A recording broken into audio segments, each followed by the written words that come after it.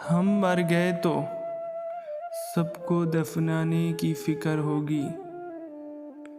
हम मर गए तो सबको दफनाने की फिक्र होगी।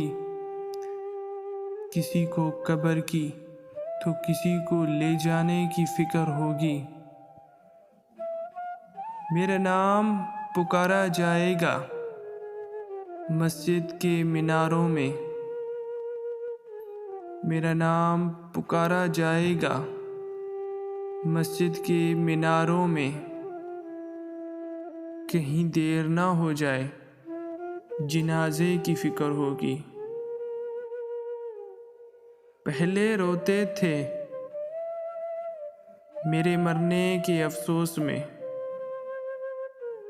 पहले रोते थे मेरे मरने के अफसोस में। अब चले गए तो उनको खाने की फिक्र होगी। जूं ही शाम होगी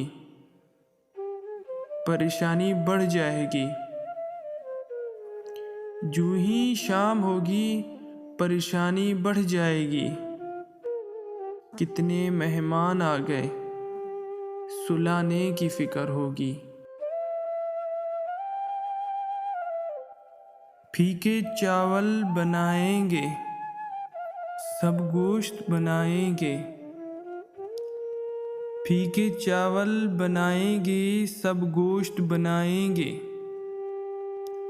सबको बरादरी में इज्जत बनाने की फिक्र होगी।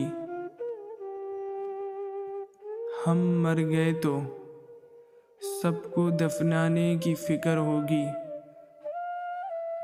किसी को कब्र की तो किसी को ले जाने की फिक्र होगी।